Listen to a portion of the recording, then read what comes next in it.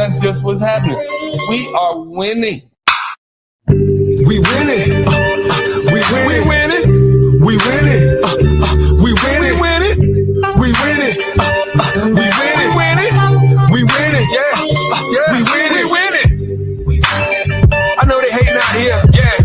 I know they mad. They all in their feelings. But baby, I don't care. She calling the police on me and everything. Yeah. Somebody need to get on the phone, call my attorney. Dealing with these hard-headed hoes who ain't learned. Salute, ladies and gentlemen. Welcome to Simple Shit TV. I'm your host, Alvin Holden, also known as Project 8020. We're in here. We're in here. A lot of stuff on the plate, doing a lot of things, and I thought I would bring something slightly different to tonight's broadcast. I don't know if you guys, my audience is typically or mostly foundational Black Americans. So we kind of, we're not a very large group, us, but we generally, speak on a lot of the same things. And so we notice as a group collectively, we notice a lot of things. And I've been noticing some of these right-wing commentators explaining how politics has been affecting them lately. And I've noticed some interesting descriptions of some of the things that they are feeling, and for some people that don't believe in systemic racism or systemic things in general, I'm finding that they really are understanding how to explain it. They've been doing a really good job. What's up? Shout out to everybody in the chat. Mr. Anti-American, what's popping?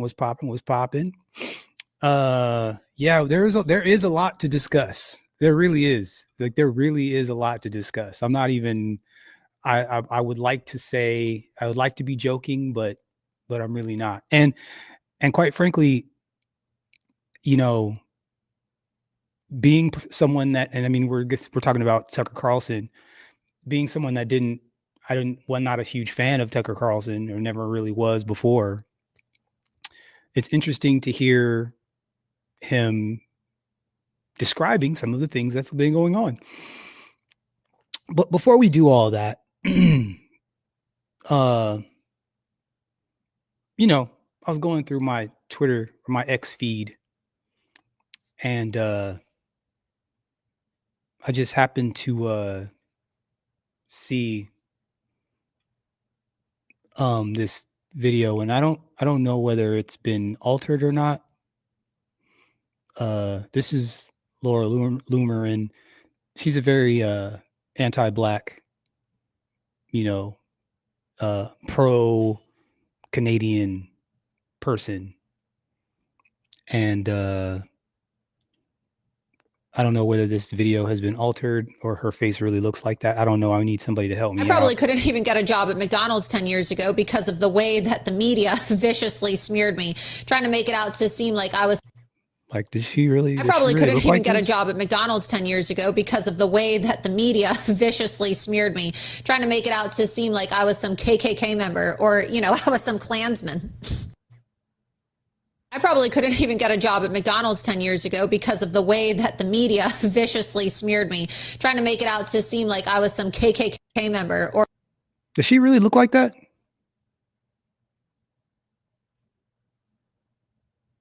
Is that really her face? For real?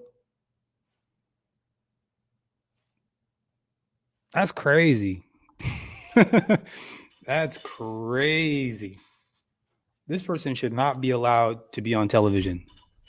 I'm just saying. She should not be allowed to be on television. Yeah, should not be.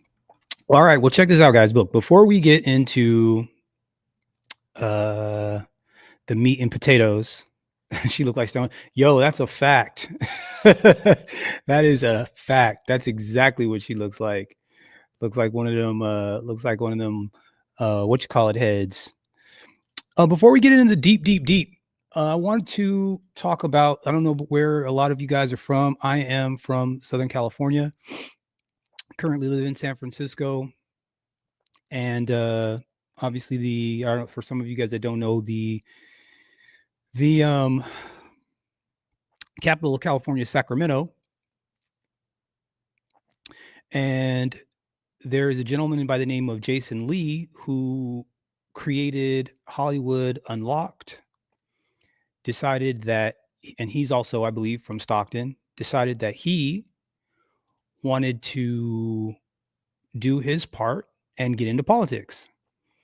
And I believe Jason Lee is the deputy mayor, if I'm not mistaken. And he has jumped into Sacramento politics and has really, I don't know whether he's really trying to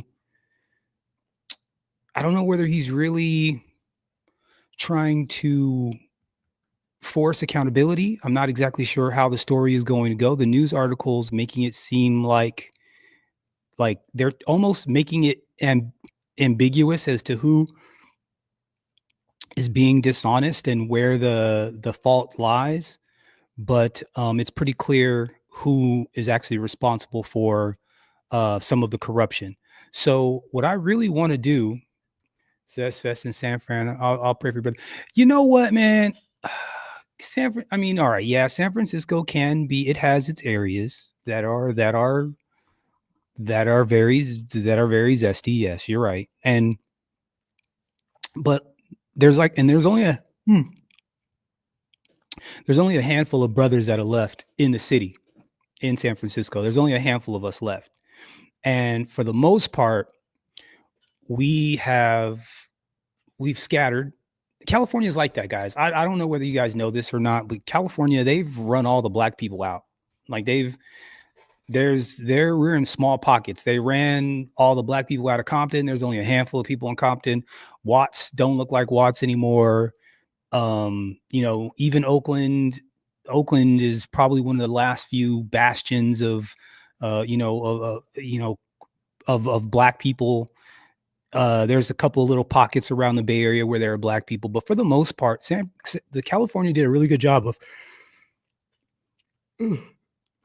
really kind of chasing black folks off. So Sacramento, there's a pocket of black folks out there. And obviously, like I said, there's suburbs all around. But for the most part, there's not a huge population of black people in California anymore.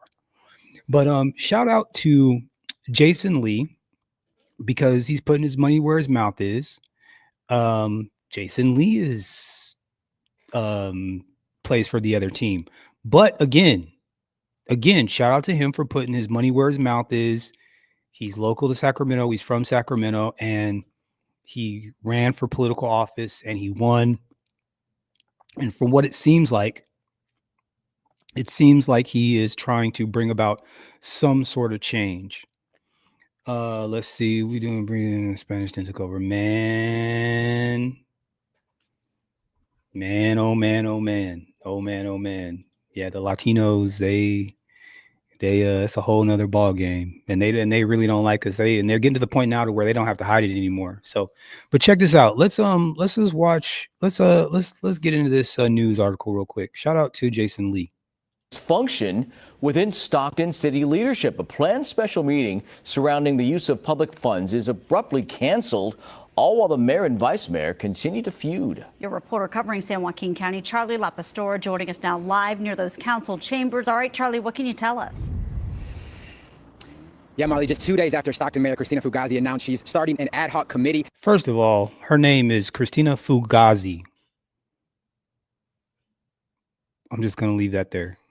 To hold Vice Mayor Jason Lee accountable with a litany of accusations. Vice Mayor Lee was originally planning on holding a special meeting tonight to hold Mayor Fugazi accountable. However, that meeting tonight never happened. Mayor Fugazi is absent. At this time, we do not have a quorum. Mayor Christina Fugazi, council member. Fugazi. Is that not a sick joke? Is that not a sick joke? Am I tripping? All right. I don't know. Maybe it's low-lying fruit. Maybe. I don't know. Michelle Padilla, Councilmember Mariela Ponce, and Councilmember Brando Villaputa didn't show up Okay. I want y'all to listen. I want y'all to listen to all the names. Listen to the names of the people that didn't show up. Let's listen. Listen. Let's listen. Let's pay attention. Let's listen to the names of the people that didn't show up. Let's listen. tonight. Never happened. Mayor Fugazi is absent. At this time, we do not have a quorum. Mayor Christina Fugazi, Councilmember Michelle Padilla, Padilla, Councilmember Mariela Ponce, and Ponce, Councilmember Brando Villaputa didn't show up. Villaputa. Mr. Anti-American American. You hear that? you hear that? Hold on one more time. Fugazi, Councilmember Michelle Padilla, Padilla, Councilmember Mariela Ponce, and Ponce, Councilmember Brando Villaputa didn't show up. Villaputa. Okay. All right. Up to tonight's special council meeting. Vice Mayor Lee, Councilmember Mario Enriquez, and Councilmember Michael Blower did. All of us took an oath to Shout out to Jason Lee. represent the people of this community with integrity and respect and transparency, and most importantly, accountability. And the fact that we didn't show up and the public did speaks volumes. The agenda on tonight's item, Vice Mayor Lee is raising concerns for misuse of funds and an alleged unauthorized letter of commitment sent by the former interim city manager to the state of California, pledging more than allegedly $800,000 in matching public funds for a grant application. Vice Mayor Lee says the letter was sent without city council approval or public discussion. These are very serious concerns involving campaign donors, the commitment of public funds without council approval or city manager authorization, and a document that was sent to the state that I've called an instrument of fraud. We all voted to be here. 3 of us showed up, others did not, and I don't know why. Mayor Fugazi says she had a prior commitment. I don't know why, you know why, but shout out to Jason Lee for playing politics. I like it. That's what we got to do, guys. We got to start playing politics. Shout out to him. For weeks, and, quote, "It is not my intention nor desire to participate in the Vice Mayor's constant attempt to take the focus off of bettering the life of our residents, reducing crime, homelessness, and bringing more resources to our city to join in his attempt to turn our city into his reality show." This all comes as Mayor Fugazi has made several accusations against Vice Mayor Lee, including questions about $85 million worth of funds used for his nonprofit, allegations of bringing camera crews into City Hall to film reality-style promotional content without getting approval, and creating a hostile work environment, allegedly verbally abusing staff. The mayor plans to create an ad hoc committee to investigate the Vice. That sounds like a Karen, boy. That sounds like she got that Karen thing down. She's got that Karen thing all the way down. Mayor. Whether it's this investigation, her investigation, any investigation, there's always going to be a conclusion of the facts. Tonight, though, we robbed the public the opportunity to get those facts because people just bailed on them, and that to me is unacceptable. Julie Dunning's lived in Stockton for around 4 decades and showed up for tonight's meeting. It's got to be addressed at some point in time. The people have a right to know. You can agree to disagree in the end, but nothing's going to happen if you don't sit down and talk through the issues. Now, because this meeting was canceled, it did get rescheduled to next week. That's November 12th at 6 p.m. after an already scheduled audit meeting. Yikes. So that you're was somebody who's been playing for a while, and you're shout out to Jason Lee, man. Like I said, everybody talks a good game. Everybody talks about, getting into the politics and talks about doing X, Y, and Z. Very few people actually do the thing. And Jason Lee went ahead and did the thing. Another story I really wanted to cover. There was a gentleman, police officer that was arrested for trying to run down a young black man in Baltimore last week. And it looks as though 3 or 4 more of his buddies were just arrested. So we gonna go on ahead and talk about that. Let's see. Annie Marion said, "I can't wait till Wade pops in another country. Gonna tell them what the Spanish fight system and acts like they don't know us." Man, look, it's a slippery slope. It's messed up, bro, because the thing of it is that, black folks really are the moral compass of this country. And in a lot of ways, even though everyone hates to admit it, we are the glue that holds a lot of this place together. And, when we do sit on our hands, you do feel it. I think it's been pretty clear that this last year, where I think that black folks weren't super excited to go jumping in front of protests and getting hit with rubber bullets and so on, you can tell, like you can absolutely positively tell. And so that's obviously a microcosm of the larger part. I think that us not even being involved in this country's geopolitical stance is also showing. And, I don't necessarily know that that's a good thing, but I mean, it is what it is, right? Like I don't know if there's much of anything that we can do about that. I think people are going to have to learn the hard way, unfortunately. Let's see, protest. It said they protest saying juice. Man, like stale white bread, like old moldy milk, right? Like the protests have had zero soul. The chants are terrible. There ain't no beats or drums. Ain't nobody clapping on beat. It's terrible. You know what I'm saying? Potato salad got raisins in it. You know, it's all bad. It is all bad. All bad. Jerome said, my couch, what do you say? My couch has never been more comfortable. Bro, you know, I have been trying to just let some of it go. But stuff like this, you know, it bothers me. So we got to cover it. Here, let's listen to this really quick, and then we'll get to that Tucker Carlson thing right after this. Here we go. Let's rock. Police officers now under criminal investigation in California, including a district commander. Fox 45's Vincent Hill is digging into the investigation tonight. That's right. He joins us live downtown with what we learned amid several recent legal troubles facing the department. Vincent. Well, Kai, Maxine, that news coming down earlier this afternoon. Now, the details of that investigation right now tight-lipped by BPD, but just the latest officers being criminally charged. Now, here's the thing about that. Here's the thing about that. Once again, whenever it's the police, they, you know, they're tight-lipped about, you know, the mug shots and what they did and what the charges are, so on and so forth. It's pretty whack, to be honest with you. But, and I'm going to show you an example of what I'm talking about here in just a second.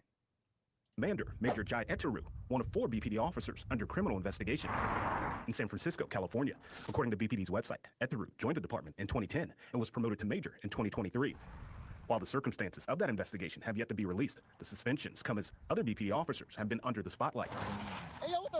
Just last week, Officer Robert Parks, seen in this now viral video, appearing to try to run over a man, was indicted on second-degree attempted murder charges. It is not what we want our officers doing. It is definitely not what we've been training them to do. And unfortunately, one bad incident like this sets you back months and years to all the progress that we've made. Commissioner Richard Worley at the that goes without saying, sir. Time of that viral video. When you have 2,050 officers, there's going to be some behavior that you don't like, and you just have to take quick and effective measures to correct it. What do y'all think about that?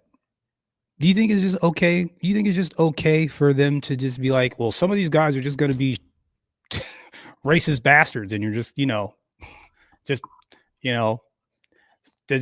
going to be some of that. That's just what's going to happen. Is that true? Do you guys believe that? That just like some of these folks are just going to be, the proverbial bad apples? I don't know. On the same day, he has not had police power since 2022. Worley acknowledging another officer under investigation. Officer Kalman Finkelstein has been on administrative duties since 2002. Finkelstein. Because of federal extortion and conspiracy charges, he's accused of conspiring with State Senator Dalia Attar and her brother to extort a political consultant, allegedly extortion. Planting video cameras in the consultant's home, filming her having an affair. And back in filming her having an affair. July. Anytime anybody is accused with sexual assault and rape of anyone, especially mine, is hideous. BPD officer Kerlin Edwards was charged with first-degree rape, assault, and unlawfully detaining a 16-year-old girl. What? Hold on. BPD officer Kerlin Edwards was charged with first-degree rape, assault, and unlawfully detaining a 16-year-old girl he admitted to having a sexual relationship with. When it's someone whose job is to do that exactly, to remove them people from the streets himself, it makes it even worse. And this is just unacceptable, and we should have the most stringent penalty possible and placed upon this person if we're able to get a conviction. Meanwhile, as the BPD deals with an officer shortage, a half dozen of their officers now being criminally investigated. Now, it is important to note that right now this is an investigation. We don't know of any charges for these 4 officers. We also don't know if these 4 officers are suspended with or without pay. For now, we're live at BPD headquarters. Vincent Hill, Fox 45 News. Welcome to Broadcast Broken Blade. How you doing, brother? It's all good. Oh, good, man. Like I've been behind like all day. I ain't tripping. I am not tripping. I feel you. I've been there, done that, kind sir. Been there, done that. Yeah. These popos, man. These popos are they've been on some different type stuff lately. They've been on some different stuff lately. And I don't know. I'm trying to figure out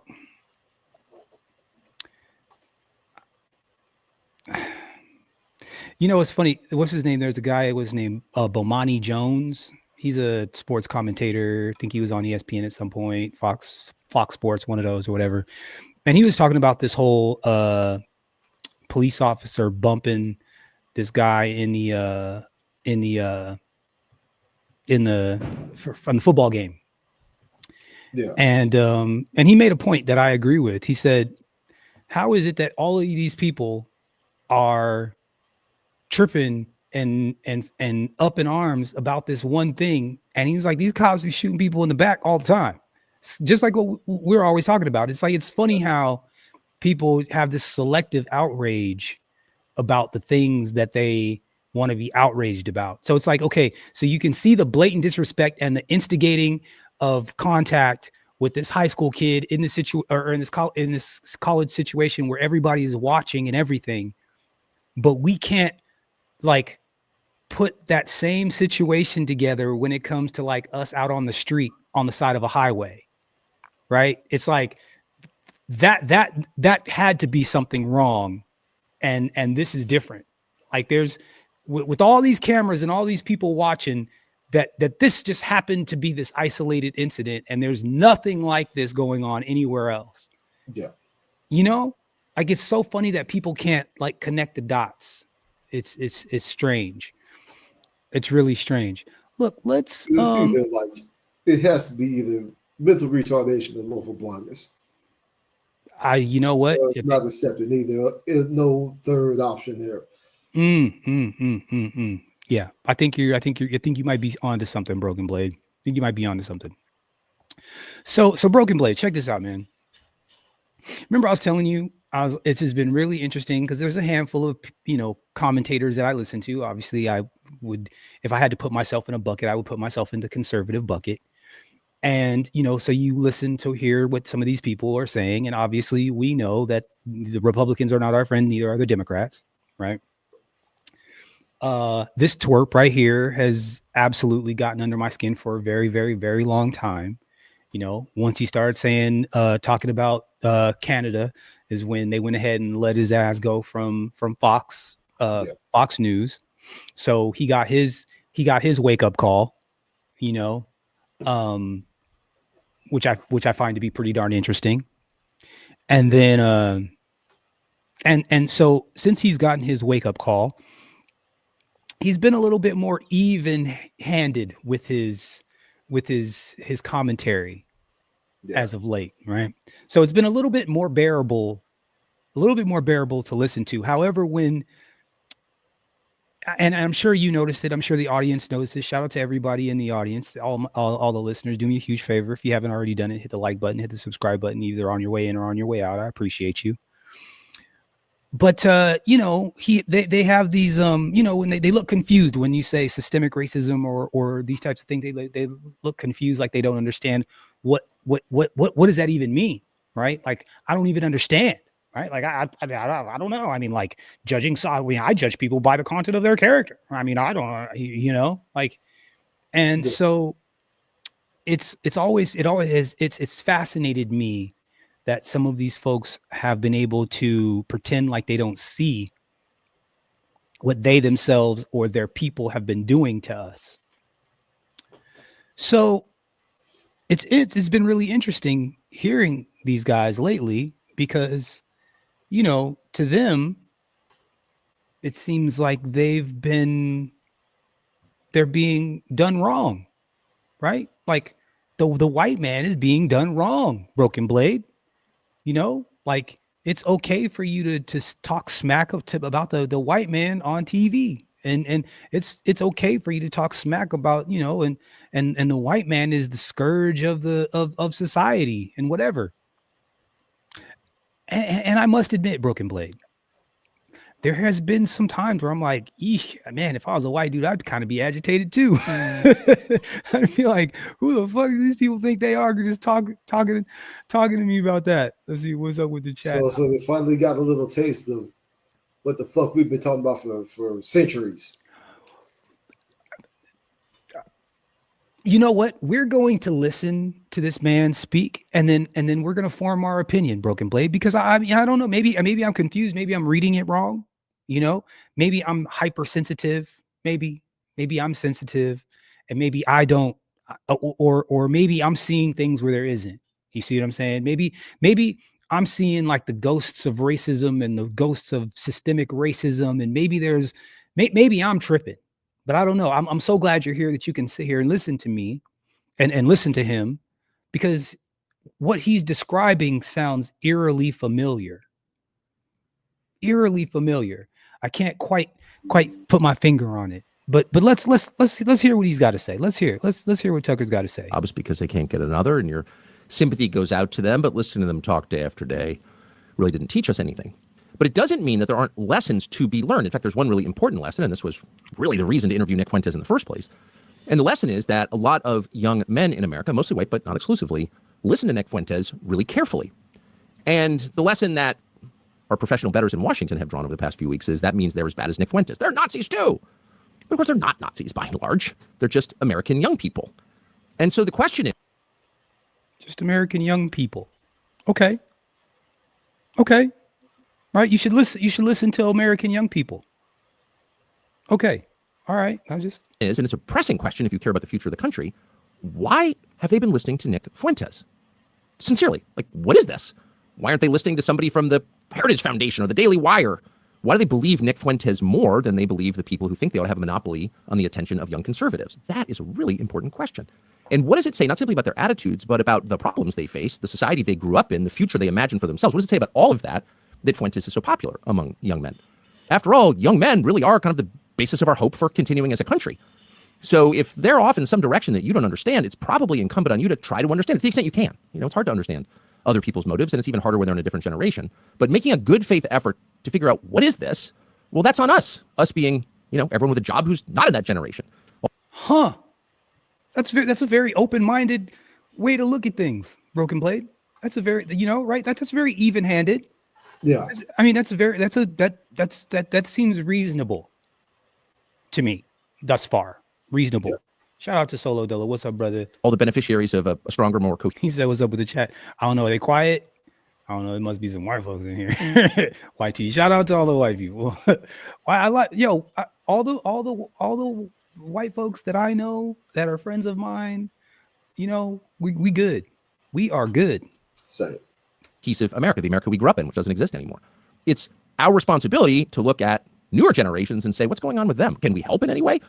If we care about our country, if we care about our own families, our children and grandchildren, we probably want to do that. And it's probably not enough to call them names. It doesn't work, for one thing. It just makes whatever we claim to dislike even stronger. There's one lesson of the Trump 2015 announcement and everything that's happened since in the last 10 years. It's that. And the lesson, obviously, is that when every power center in the country declares war on you, you become a power center. It doesn't destroy you. It makes you stronger. It's certainly true for Donald Trump.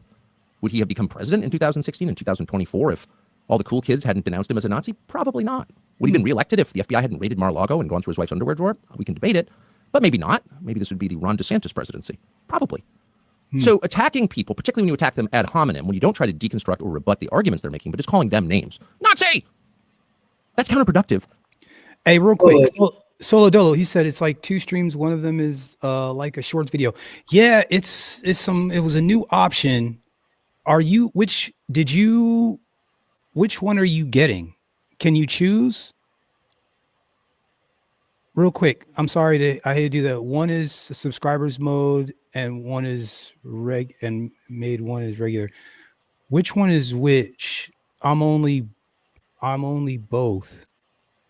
Wait, so it's showing you both here. Hold on, let me see something real quick. How's that? Let's see. I don't know if it changed anything. Let me know. I'm curious to know. Oh, I'm on both. Okay. All right. There's a new option that they're always trying to. Yeah, I thought one was for like computers, the other for like phones. One definitely is. But I mean, I don't even for me though, I think if I'm watching a podcast or watching a video, I prefer to turn it landscape anyway, just get better real estate. But that's just me. Anyways, sorry to interrupt. I just was curious to know. Let's see. Every single time you expose yourself as hysterical and shallow, and you elevate them in the minds of everybody else. They're important enough to be yelled at by every trustee at the Heritage Foundation or whatever. They must be important. So again, it doesn't work, but it's also on a deeper level kind of immoral. It's immoral to dismiss the concerns of your countrymen as beneath consideration. Whoa, wait a second. Hold on. It's immoral. Hold on. We got to hold on. They must be important. So again, it doesn't work, but it's also on a deeper level kind of immoral. It's immoral to dismiss the concerns of your countrymen as beneath consideration. Huh. It's immoral to dismiss the concerns of your countrymen as beneath consideration. Okay. All right. Your country. Okay. Noted. We're just setting the table. Just setting the table. When they do it, it's a problem when I do it. Fuck. We're talking for centuries about the mistreatment of the police, Tamir Rice, George Floyd, Ahmaud Arbery, Philando Castile, the true original grassroots leaders of BLM. Mm-hmm. Oh, you're overreacting. Stop being a victim. Hey, victim mentality, Broken Blade. That's a victim mentality. All right, well, shout out to New York. Hey, real quick, we can check everybody in real quick. Everybody show let me know where you're from. Shout us out in the chat. Just let us know where you're from. State, city, state. You don't have to get specific. Darren Seals, exactly. Yep. Shout out to Solo Dolo. Yep. Absolutely. Let's let Tucker go, because I'm telling you, bro, he's just warming up. He is just warming up. I couldn't believe what I was hearing. And like I said, I've heard quite a few of these conservatives saying these things lately. And I'm just like, oh, note to self. You know what? I ought to talk about that. You know what? Note to self. I ought to talk about that. What's his name? Tim Pool. He's been doing a really good job of explaining racism. I told you there was one day where he described it so well.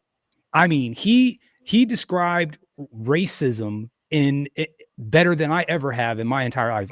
I should have clipped it.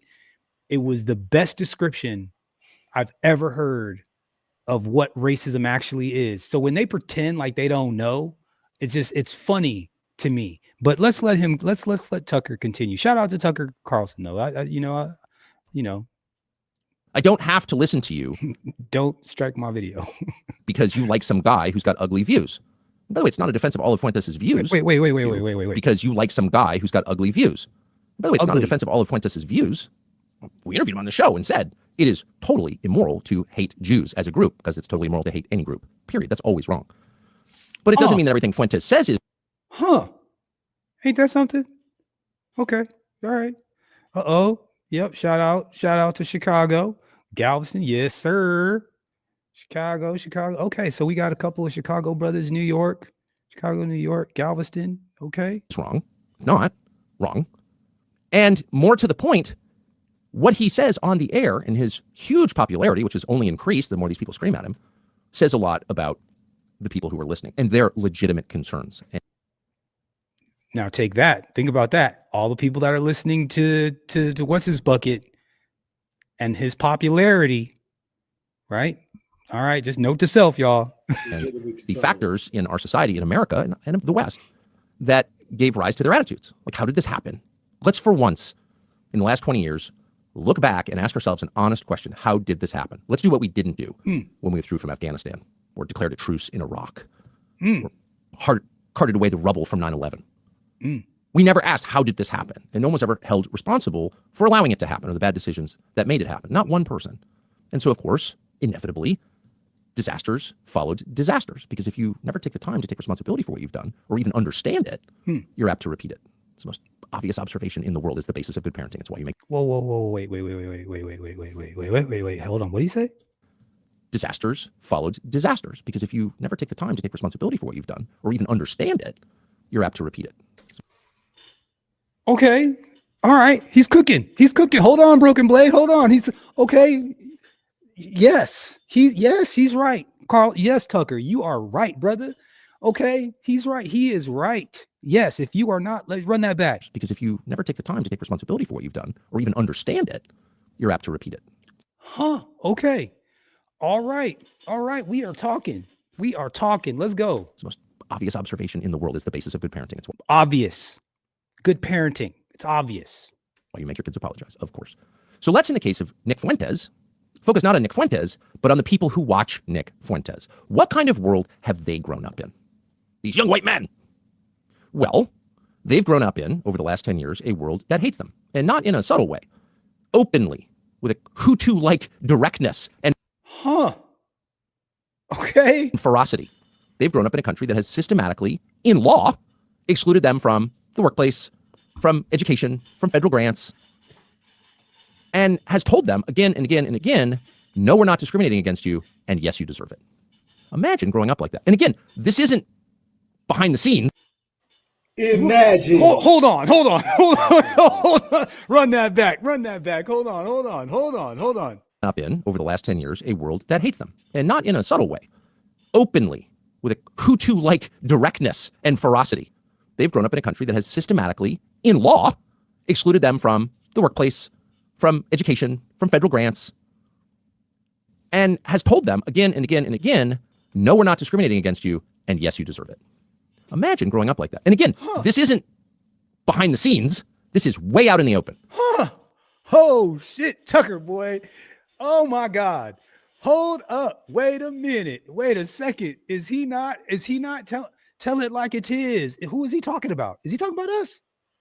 It sounds like he's talking about us. Is he talking about us? Okay. Maybe he doesn't realize. Oh, down the list. Displaced from jobs, education, federal grants. I myself, probably several brothers in the chat, have several stories that they've been dropped from the job for no reason ever explained. Last hired, first fired. Yeah. The guys that stayed around and kissed ass, they seem to stay around person no matter how hard they worked. If you're not sucking up to anybody, they're not playing the political game, not kissing ass and sucking dick. You're first on the chopping block. First.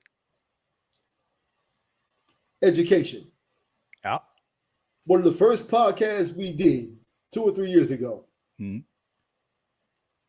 Our boy Gerald brought up as a side to a larger point he was trying to make. The panel of 10 brothers all over the country, different age ranges. Yep. Early 20s to late 60s. Yep. He brings up as an aside to a larger point that his school tried to place him in special ed.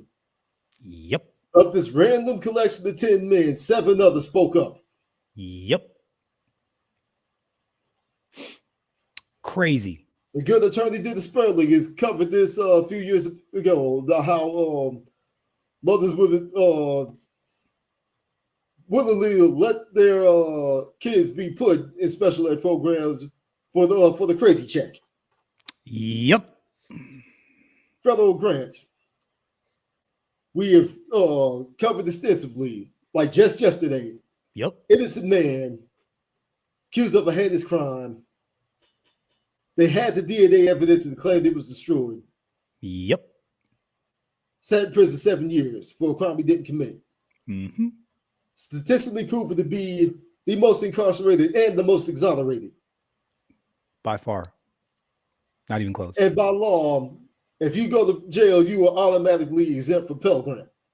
Yep. Which goes back into education again. Yep. So how far back did he talked about these, what, 20 years he said? Or? Yeah, just 20 years. I mean, centuries. Cry me a fucking river. Oh, you think you're warm now. He's just getting warmed up, Broken Blade. Oh, do you hold on? You make sure you're sitting down. You might need to get a drink, brother. You might need to get a drink, smoke a joint. You might, because it's only getting worse. He's just getting started. The hypocrisy. I almost fell out of my chair like 3 times. I couldn't not cover this tonight. I couldn't not cover this. I had a whole nother plan. And I had a whole nother thing, and I threw all that out. I was like, you know what? I'll do that tomorrow or the next day. I gotta let this white man tell us about systemic racism right now and how it works. And not only has it done exactly that to young white men, of course, white men being the one group who are officially excluded under DEI. There's only one, it's white men, white straight men. It's not whining.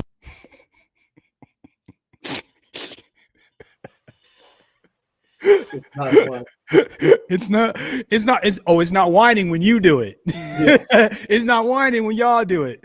Okay, victim mentality. And by the way, That's crazy, bro. Listen, it only gets worse. We are just getting started. What? Just listen to this bullshit. There's be the one group in America who, by and large, have been taught for cultural reasons, don't whine, don't talk about yourself so much. No one wants to hear your story, and whatever you do, don't be the victim. All of that's good advice, by the way. But this group has not only been excluded with the force of law by the Justice Department in every state and at every college and university, with maybe 3 exceptions. They've been mocked and attacked and lectured and harangued and screamed at. Every bookstore in America had books on display. Whiteness is the problem.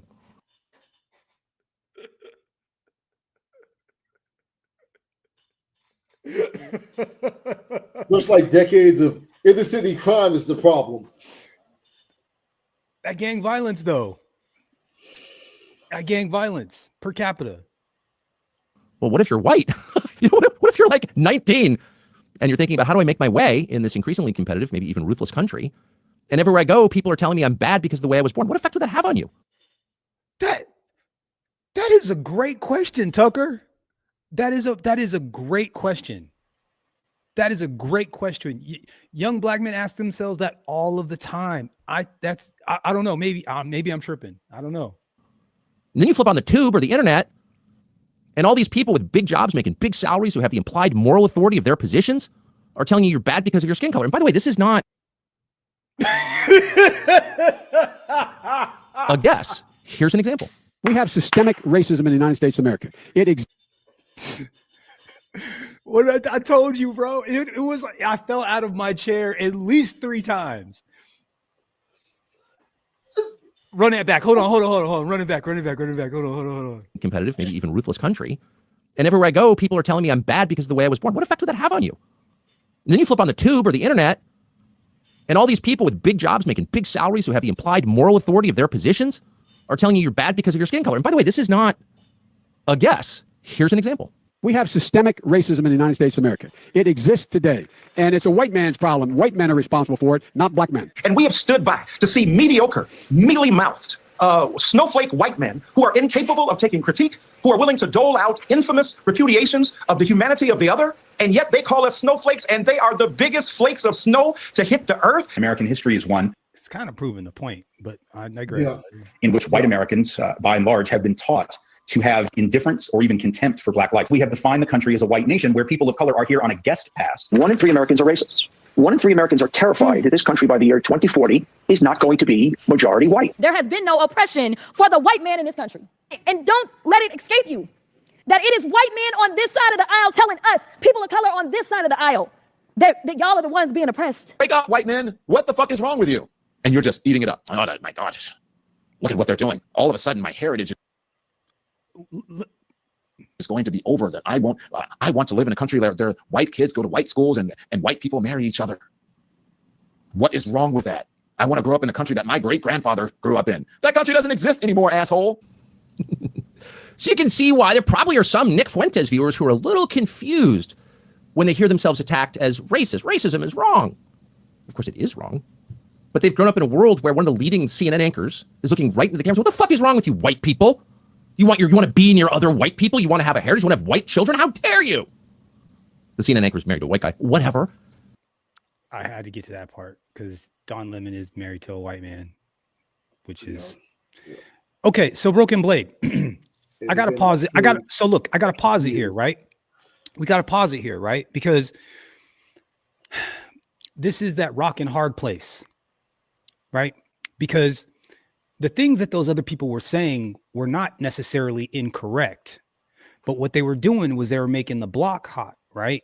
Like it was part of the reason why I think this country got worse during Obama is because there was some resentment there.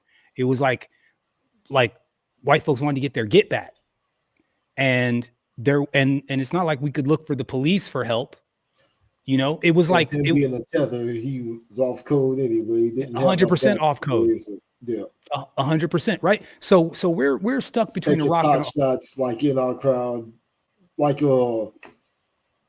with agent provocateur. and the crowd of peaceful protesters. Mm-hmm. They launch a Molotov or something at police. They gives them to go ahead and go ham on everybody. Absolutely. False flag. Yeah. Right. Basically the same thing, like all of those things, right? It false, someone, the agent provocateur, a false flag, the people that are really someone that's not responsible or someone that's from the other side throw something just to get things going, get things started. Yeah. And here we're sitting in the middle, which is why I'm glad we haven't been out protesting, because that's normally what happens. And part of the reason why they're falling flat is because we're not out there as cannon fodder. But so you can see the rock and the hard place, right? So you've got these idiot Democrats that are overplaying their hand, or they're not being accurate with how they're describing the systems or the things that they're going on, because they don't really want to change anything. Yeah. They just want to get some sort of power. Oh, you poor black people are just too dumb to defend yourselves. You're too dumb to get, we have to do it for you, right? We got to do it for you, you poor blacks. And then on the other side, you've got, this side. Yeah. Right. So that leaves us in a pretty precarious position, right? Because he's perfectly described what the hell we've been going through for the past 200 years. Let's just be conservative and say 70 or 80. Let's just go back to the 60s, right? Let's just go back to the 50 years. Let's go back to the 50s. It's got 70 years. Let's just go back to there. He's completely described exactly what the hell we've been going through. But somehow, some way, he hasn't been able to connect the dots because we're not our own group. We're connected to that group. Yeah. You see? Again, like, it's a really that bro, I'm telling you, that's why we're politically homeless. We really are, because Democrats ain't doing nothing for us. And then these idiots, like we have to, I still don't exactly understand I still haven't quite figured out what the strategy is going to be to figure out how to get this side to understand our particular circumstance or situation. Generally, Republicans seem to be at least willing to listen. I'm not even interested. Like they have to know. They don't care. I don't. Yeah. Yes. 100%. Yeah. Absolutely. But my thing is, find a way to get the money up to get some of these politicians in our pocket. That's exactly it. Yeah, that's exactly it. And I think maybe it starts with, I don't know whether it be our, look, 50 Cent is down in Shreveport, Louisiana, doing things down there. He's like, buddied up with the mayor down there. I'm sure he's got a handful of sheriffs and cops, under his, I'm sure greasing a pocket or two. I think more of that needs to happen. I don't know what crime is like down there. I don't know if he's making a big difference. I don't know if he's, but I think that more moves like that need to happen, and we need to shore up some of these enclaves where we can actually protect each other and protect our resources. So that it's not all just we're not just spread out all over the place and we're just doling it out to everybody else. Let's let them know, because there's more, bro. There's more. Shout out to Tucker Carlson. But it's a little hard to tell people that racism is wrong when you're committing it. And again, it's not just a few people. It was our entire ruling class was lecturing us about how whiteness is a disease. It's a plague. It's inherently sinful. It's the source of all evil. The president of the United States stood up and said racism is the problem, and it's only committed by whites.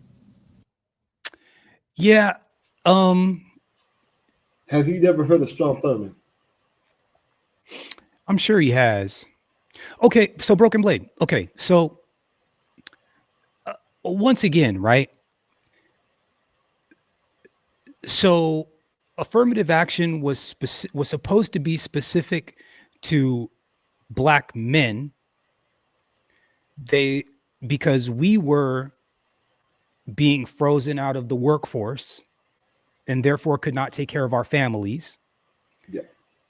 They shoehorned women in there as another minority, which basically pushed us to the back of the bus. Right. So the correction that was supposed to have been made was all for naught. By the way, put in place by JFK, that change happened after he was murked.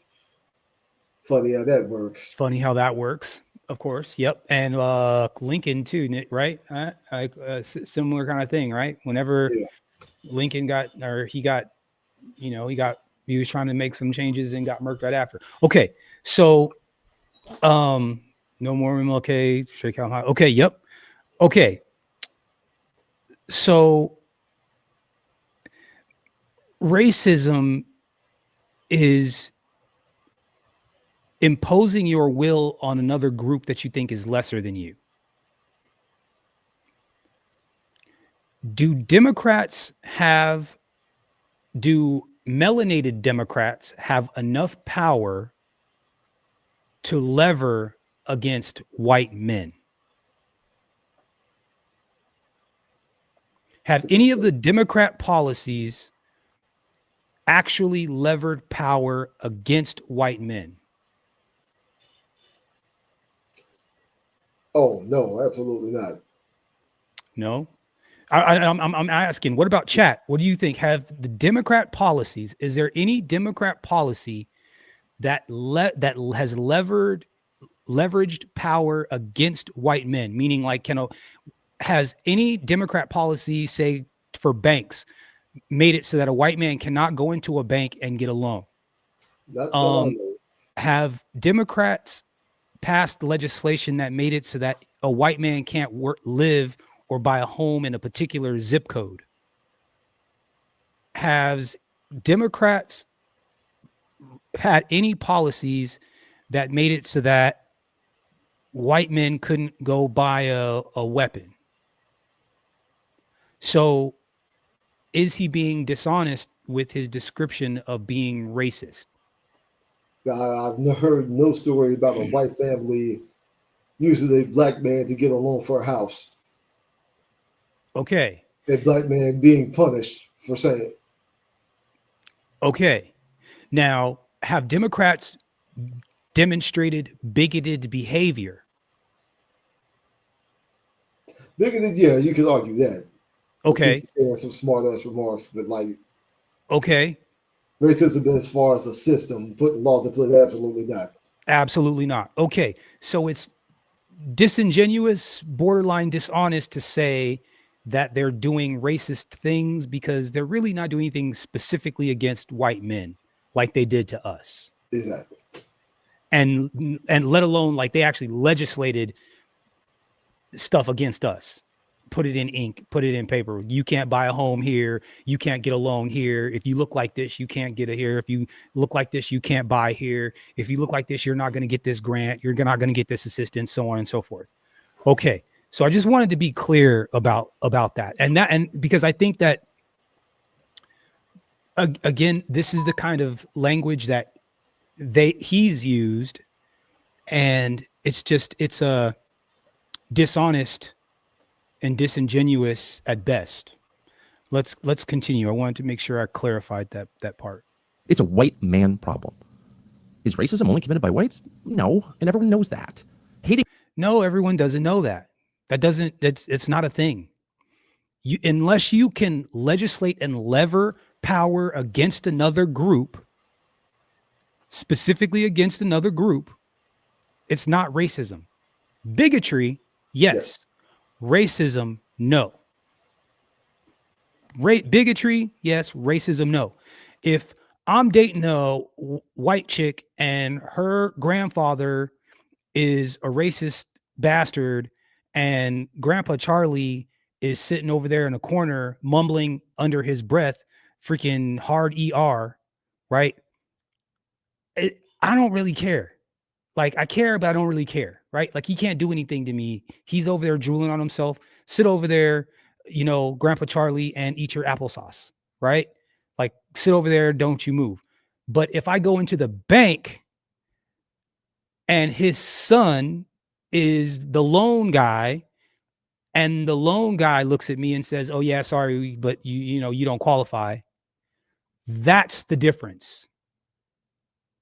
Bigotry, you can say freaking hard ER all you want, but you can't lever you don't have any power over me. You can't affect my life in any way. But a judge or a DA or a police officer or a loan officer or any of those people that can affect my life on a personal level, those people can display racism. So the question becomes, do Democrats or melanated peoples have the ability to freeze or lock white men out of healthcare, business, loans, so on and so forth? And Broken Blade says, we don't think so. Now, we can have that conversation. If there's somebody in the chat that wants to come up and discuss that, I'm totally open to it. But I want to make that distinction so that we're listening to this in the proper context. Let's go. Other people is a human problem, one that every person struggles with, hopefully struggles against, because it's wrong. It's always wrong. It's wrong. Anti-Semitism is wrong. It's every bit as wrong as what you just saw. It's every bit as anti-black racism or anti-Malaysian racism. It doesn't matter. Hey, you know what's funny? Everyone always tries to jump in and be like anti-black, black. They always like to throw us into the mix. Like, this is just like the worst thing ever. But like, they still do racist stuff. Whatever, anyways. Hating people for how they were born is wrong. It's called a universal principle. This country is founded on universal principles. They apply to everyone. Wait a second. What? Wait. How they were born is wrong. It's called a universal principle. This country is founded on universal principles. They apply to everyone.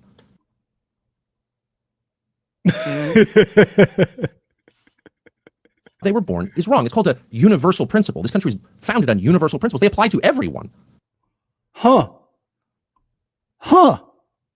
They apply to everyone. Universal. Country founded on it. Not chattel slavery, but universal. I think this is some revisionist history that's happening right before us a little bit. But you know, he's got the principles right. He's cooking. He's doing something. Hold on, Broken Blade. He's not done yet. Equally. That's the promise of America. That is Western civilization. You could sum it up in a sentence. What is Western civilization? Well, it's a civilization governed by universal principles. Everyone can be saved. No one is damned by his nature. And hating any group, because that's true, hating any group is by definition immoral. Doesn't mean it doesn't happen. It happens all the time, of course, because it's the default setting in the human heart. Wait a minute. Whoa. Hold on. What did he just? Hold on. What is Western civilization? He said a lot of words, and I think there was some contradictions in there. Hold on a second. Civilization governed by universal principles. Everyone can be saved. No one is damned by his nature. And no one is damned by their nature. Okay. Hating any. Go ahead. So-called Christian nation. Yeah. What has always been the popular interpretation of the curse of Ham? That we deserved it, or we deserved slavery. I think, is that what you're getting at? Yeah, because they be having a whip. Sisters of Ham were of African descent, and thus chattel slavery was God's will. It was our punishment for Ham's actions. Yeah, for being black, basically. Yeah. A whip in one hand and a Bible in the other, huh? Crazy. Isn't that crazy? But I mean, he's perfectly describing. He's just a little off on a couple of things. But I mean, he's got the description down. I mean, okay, let's see what he's saying. Let's see. Group, because that's true, hating any group is by definition immoral. Doesn't mean it doesn't happen. It happens all the time, of course, because it's the default setting in the human heart. But we need to struggle against it. Maybe not ban it. Hard to ban attitudes. Once you get down that road, you become totalitarian immediately. But say it's wrong. It's wrong. And if it's not wrong in every case, then it can't really be wrong, can it? If it's not a universal principle, then it's not a principle. And so how can my racism be worse than your racism? Well, of course it can't.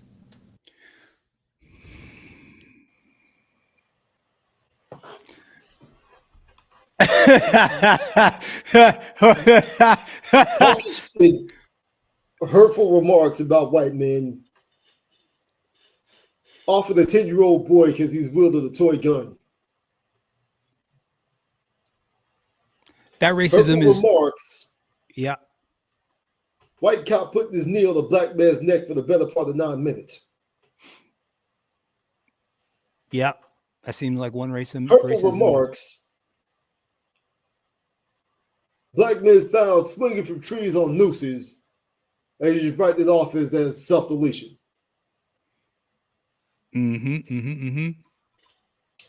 Where's the universality there, Tucker?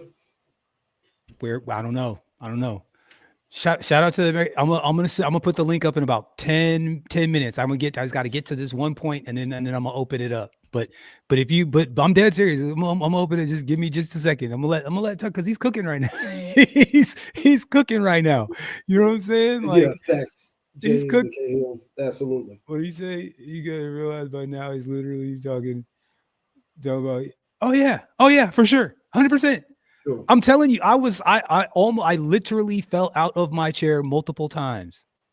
So the people lecturing Fuentes viewers for something that is wrong, hating all Jews is wrong, totally wrong. Oh, this sounds so. Oh wait, hold on. Hating all the Canadians is wrong. Isn't that crazy? They figured that part out. They get that part. The case because they've been engaged wrong. Hating all Jews is wrong, totally wrong. Don't have the moral authority to make the case because they've been engaging in this in public and in private for the entire lifetime of Nick Fuentes' viewers. So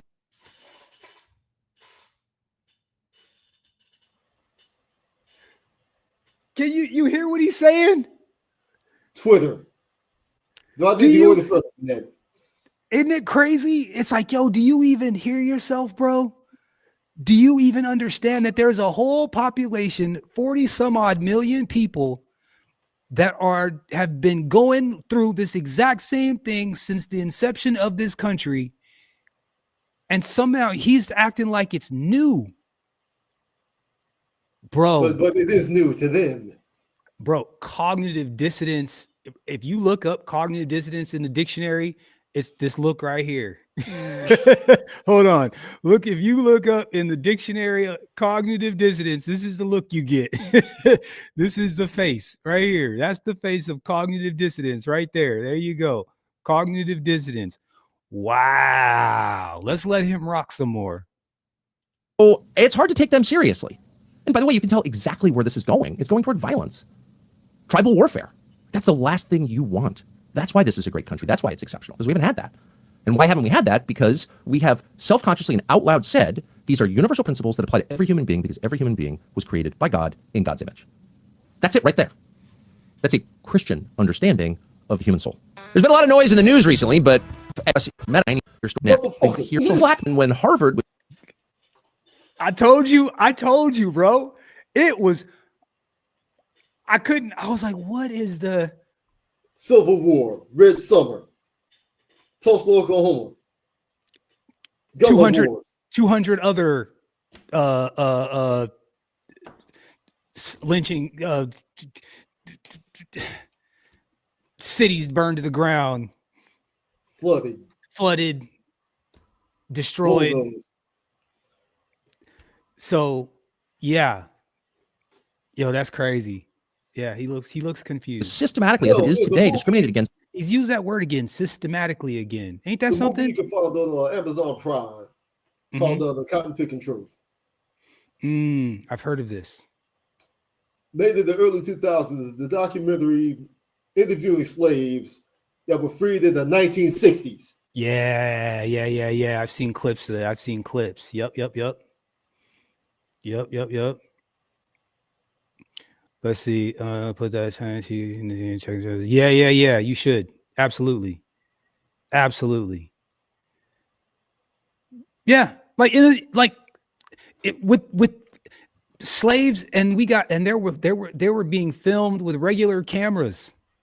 You know what I'm saying? Like regular camera. Like it wasn't like stop motion. It was like regular cameras type stuff. Hold on. All right, let's let him rock. Because he's cooking. People on the basis of their race. Straight white men. Harvard discriminates against them. There's no guessing. Because today, good, I agree. But where was Bill Ackman when Harvard was systematically, as it is today, discriminated against people on the basis of their race? Straight white men. Harvard discriminates against them. There's no guessing about that. There was a lawsuit about it. We have the numbers. No one said a word. Where was Paul Singer? These are now big Republican conservative donors. Were they upset? Did they say anything? Did they do anything meaningful? These are billionaires. If anybody could have weighed in effectively against systemic racism, real systemic racism, causing harm. real systemic racism. As opposed to what those whitey hard R's are always complaining about. Oh, he put some real systemic racism. Yo, that is crazy, bro. The fact that this fool has hit everybody with the Uno reverse card on systemic racism is bananas. This is crazy, dog. This is crazy. Uno reverse on systemic racism. Oh, it is. Oh, hell no. Dog, we can't let this one slide. I don't know what needs to happen. Absolutely We might need to add him directly and be like, yo, you need to listen to that shit back again through the ears of a black man, you stupid motherfucker. Like you are tripping, bro.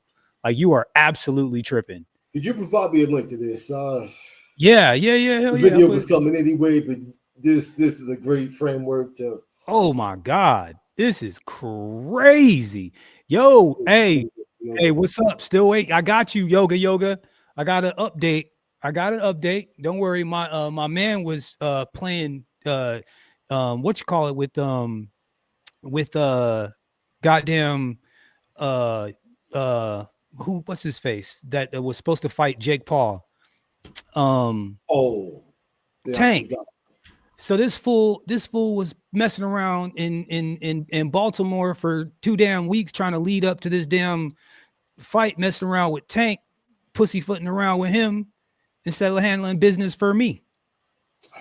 But you know, whatever. The fight got canceled, all sorts of stuff. It was whatever, bro. It's cool, whatever. I'm a small fish. My money's not big enough yet. So until my money gets big enough, I get pushed to the back of the line. I'm working on it. Yeah, I'm working on it. Yeah, he was over there pussyfooting with Tank, jumping over backwards for him. But whatever. One group over another on the basis of race. It would have been guys like this. They said not a word. Well, they certainly didn't do anything about it. That's for sure. Now they're all upset. Well, that looks like self-interest to people watching. These.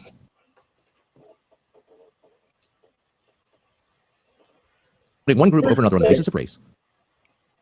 It would have been guys like this. They said not a word. Not a word. Well, they certainly didn't do anything about it. That's for sure. Now they're all upset. Well, that looks like self-interest to people watching. These, for the 5th time, are universal principles. The continuation of the United States depends upon those principles. They must be vigorously defended, above all by the most powerful people in our society, the people who not simply have a voice, but have power to enforce those principles. The meritocracy is not just some goal that we should strive toward. It's the whole point. You have to judge people on their behavior, not on their blood.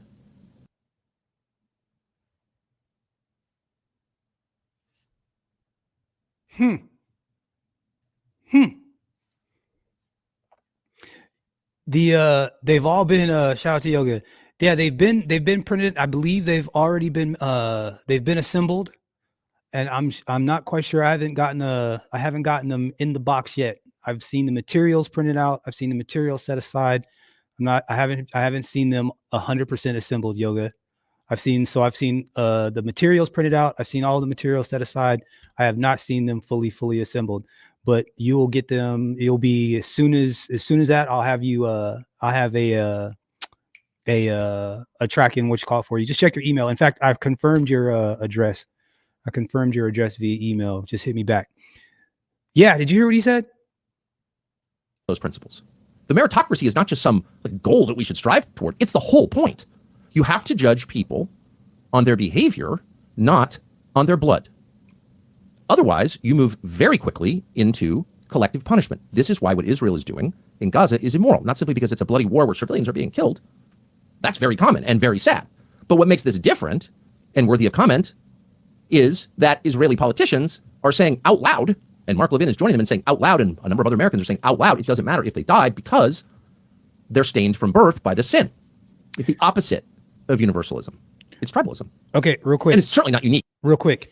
I just want to address this comment right here. Content of character instead of color of their skin. Yeah, that makes sense. Yes, if that's what's really happening. But unfortunately, that's not what's really happening. People say that, but they do something else.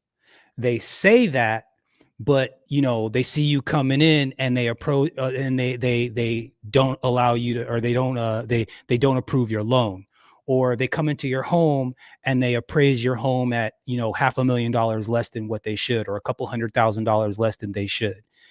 That's the point. The point is that, and the whole way that that white supremacy works is that there's plausible deniability. So you've got rules for us and rules for them, and it's a little murky. So how you handle one side doesn't necessarily mean how you handle the other. That's how it works. And so it allows guys like this to sit here and look confused. Like, I don't understand why all the black people live on the other side of the tracks where all the pollution goes and the water is dirty and so on. I don't understand why that happens. I mean, I guess maybe they all just want to live over there.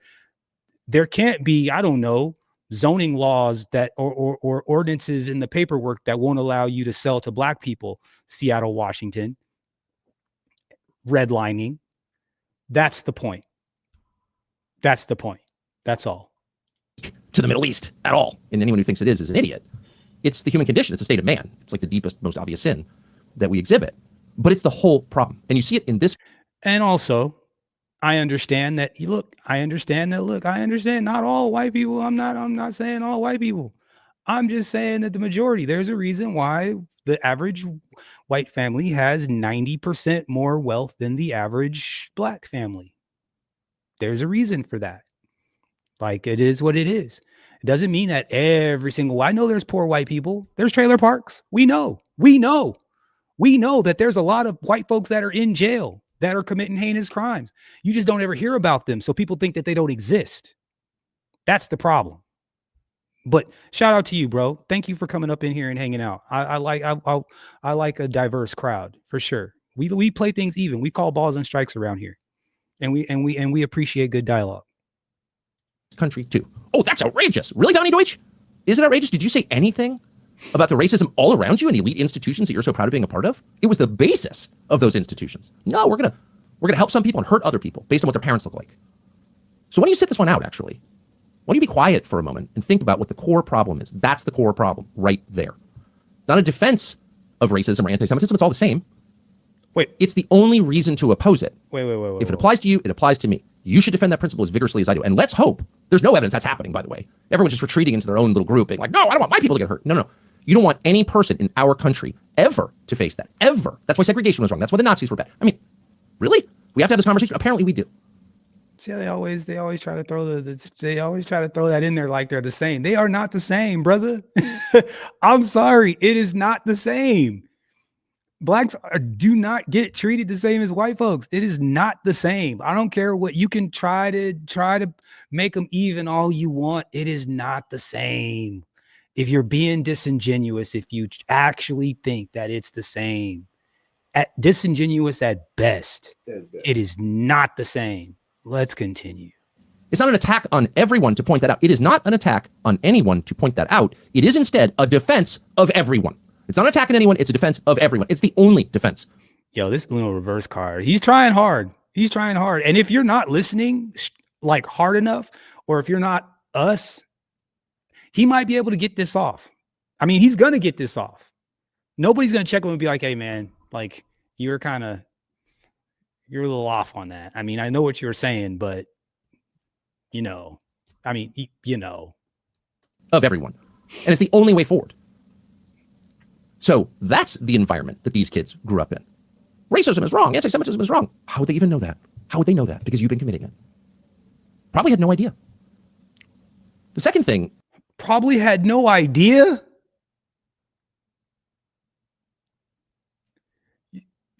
Think about what he's saying right now. Right? Think about what he's saying, because he's also making an excuse for himself and his own behavior. Because he's not really he can't be talking about white folks. He can't be. I mean, he is, but because the situation that he's making up, it's imaginary. Yeah. It's imaginary. To remember about this audience, I'll just say I'm 56, so like, how well do I understand Nick Fuentes' audience? I don't know, probably not that well. But I've made some effort to try to understand it, again, because it's just objectively important. The second thing to remember is that they have been attacked, again, not making them victims, not making excuses, just trying to explain how we got here, for the last 10 years, because they are male. Because they... Huh. All right. They are men or boys. And not just subtly with the... This is the part I wanted to get to. We could be done with this after this. I wanted to get just a little bit more, Hold on. Overwhelming emphasis on female achievement in school. And what about the girls? How are girls doing? Well, actually, girls are doing great. The boys who are withering and dying, turning inside, internalizing the hate against them, and as is so often the case, exhibiting it as self-hate. Not just ignored, but attacked out loud for being male by some of the most powerful people in our society. Again, in case you've forgotten, here it is. The level of misogyny online, everything from literal threats against women in the public arena to the demeaning of women to men with very large platforms who espouse a kind of toxic masculinity connected with violence, brutality, even sometimes rape, is so shocking, but it's a reality. There's too much of toxicity. It's masculine toxicity out there. And we've kind of confused what it means to be a man, what it means to be masculine. We're seeing it with our younger people. We're seeing it in our discourse, in our politics, in the media. You're seeing it as it relates to so many of the issues that we're pushing back on. So I think it's a problem, and I'm going to continue to use this platform every time I get to speak out against this toxic masculinity that's out there. When they talk about Republicans and their success online, they have been successful because they have also been very clear, especially digitally, about what they believe, that women are inferior, that they do not deserve equal rights, that they believe that LGBTQ Americans are subhuman. And they are able to radicalize and target and exploit a generation of young boys, in particular, away from healthy masculinity and into an insecure masculinity that requires the domination of others who are poorer, browner, darker, or a different gender than them. It's like... Man, they never bang for us like that, bro. I wish they would bang for us like that. That's crazy. I wish they would, but whatever. Canary in the coal mine. I digress. Come on, Tucker, tell us. And now for today's lecture on masculinity from Alexandria Ocasio-Cortez and Doug Emhoff. I mean, you're tempted to dismiss this as, once again, the unhappiest people in our society spreading their own personal pain to the entire population. And of course, on one level, that's exactly what it is. People with dysfunctional, incomplete, sad personal lives probably shouldn't be telling anyone else how to live. In the same way you probably wouldn't take real estate advice from a homeless guy or investment counsel from Bernie Madoff. Only listen to people who have demonstrated success in whatever area they're lecturing you about. I mean, this is just like the most basic life lesson. We're excited to announce people, and most are, the average marriage age, I think in this country is around 30. It was, in the early 20s, not that long ago. People aren't getting married. And maybe you think that's a great thing. Certainly if you're a Democratic politician, you think that's great because that just means more voters for you. But if you're like a normal person who cares about human happiness and thriving and children and continuing your country and civilization, that's a bad thing. So the question is, how did it happen? And if you talk to young people, it's not exactly clear what the answer is, but you notice immediately that the relationship between men and women, boys and girls, is broken on a level it's hard to see how you can fix. I mean, contemptuous of each other, suspicious of each other, at some point dismissive of each other. That's really what you pick up. There's hostility. Men feel hostile to women. Women feel hostile to men. Broken Blade, would you say Black women have, I don't know, acted hostile towards you? I'm curious to know in the chat, have you guys felt hostility from Black women? Not you, Mr. Rath. I'm sure you will, Black, you could probably pick you up a Keisha whenever yo, someone just got ended just recently. She was of Haitian descent and got herself a zaddy, and he went ahead and punched her ticket. But yeah,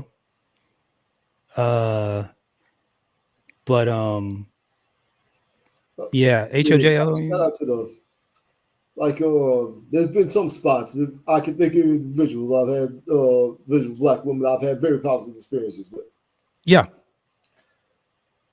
But by and large, yeah, it's been contentious. Yeah. They tend to kind of be that way sometimes, for sure. But let digress. Let's let in, because we're almost done with this. We're almost done, guys. Hang on just a little minute. Could there be anything sadder than that? Since men and women are designed for each other, it's hard to become fully complete without the other. That's not even a theological point. It's a biological point. It's true for all species. Male and female, that distinction is encoded in all of nature. in plants and animals. It's in the universe, you might say. It's just a fact.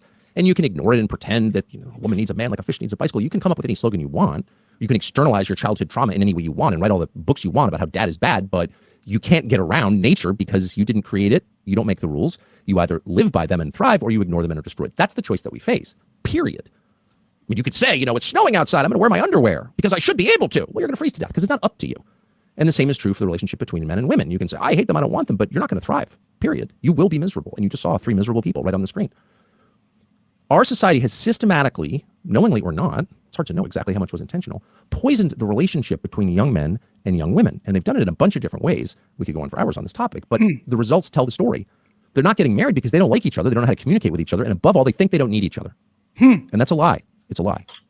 So anyone who is promoting that view is at fault. And when you're powerful and have a platform, a megaphone, where other people are watching you and taking cues from you, when you have the power to convince other people of something to live a certain way, boy, you're guilty. That's your fault.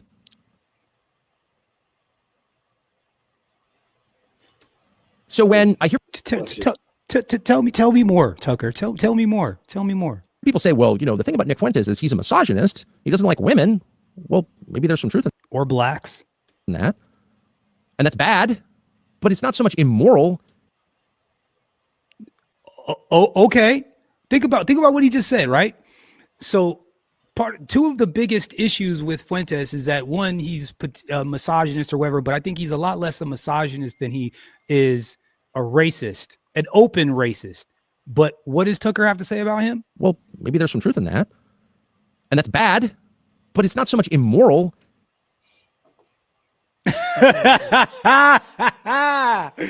It's yo, I'm telling you, he's slick with it, dog. He is so slick.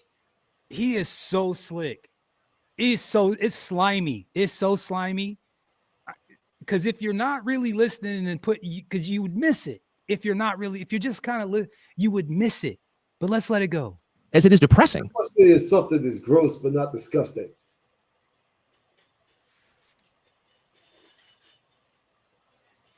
You're contradicting yourself. If you're full of shit. Yeah. That's the other thing. This is a group of people whose imagination, whose moral imagination is so limited. And moral imagination. Is that a thing? Moral imagination, is that a thing? Did he just like make something up? I believe so. Okay. All right. See, that's what I'm saying, bro. Yeah. They're so narcissistic in the way they see the world. It's all about them. Every person's sin is an opportunity for them to gloat about how good they are. That it never occurs to them that this is a tragedy. If you hear a young man say, I prefer porn to girls, or they're all sluts and they want, you know, money and they're all basically prostitutes, which is kind of the argument that you hear, you know, you should be very upset by that, very sad about that, and mindful of what that's going to mean in 20 years on every level. On the most obvious level, like who's going to make the babies? But on a deeper, more human level, like how much misery is that? A lot. So if you're adding to that, if you're attacking young men, once again, for how they were born, you are the problem. And you share some of the responsibility for the results, for the bad attitudes that inevitably will form in the face of your hectoring. Huh. Ain't that something? Run that back. Just a second. Run that back. How much misery is that? A lot. So if you're adding to that, if you're attacking young men, once again, for how they were born, you are the problem. And you share some of the responsibility for the results, for the bad attitudes that inevitably will form in the face of your hectoring. It's your fault too. It's our fault too. That's just true. And now we've reached a point where it's like an actual crisis. NWA or Farrakhan or Khalid Muhammad or Malcolm X or the Black Panther Party. And our leaders are not responding in a way that's going to make it better. Because again, they're caught up in their own dramas, their own tribal dramas, their own personal dramas. It's all about them always. You watch this Mamdani thing going on in New York. Hardly an endorsement of Mamdani. I mean, please. But like, what do you hear about the guy? 80% of the criticism of Mamdani is like his position on Gaza. Who cares? What does that have to do with anything in New York City? Who cares what he thinks of Gaza or Bibi? That's far away and not relevant. This is a guy who said out loud on camera, and then once again out loud on camera, defending the first time he said it, I'm going to tax white people more because they're white. Did anyone even notice that? No, because the people who don't like him they don't care. Because they don't see a connection between what happens to those white people and what might happen to some group or cause they're interested in. As opposed to fans of Nick Fuentes, Rush Limbaugh, yourself, Tucker Carlson, and many other pundits on Fox News. It's interesting. That's very interesting what he's got going on here. It really is. I'm pretty. It's interesting. Unwilling to defend the universal principle, and so it's just more self-interest. How dare you say that about Gaza? Wait a second. This is the mayor of the biggest city who said he's gonna tax white people more. Well, you're just saying that because you're white. No, I'm saying it because I'm a human being and a Christian, and that's not acceptable. Your leaders can't talk or think that way, or else it all just falls apart. And in a country that's the size of a continent with 50 component parts, it could fall apart really, really fast. Where was this guy like 50, 60, 70 years ago? Become super, super ugly, and we are right on the brink of that. Why are they misogynists? Maybe because you told them the hormones they were born with were toxic. What are they supposed to do with that? Transition? Well, a lot of them did. Cut your dick off. The ultimate sign of bowing before authority. You're right. What is going on here? What are you selling real fast?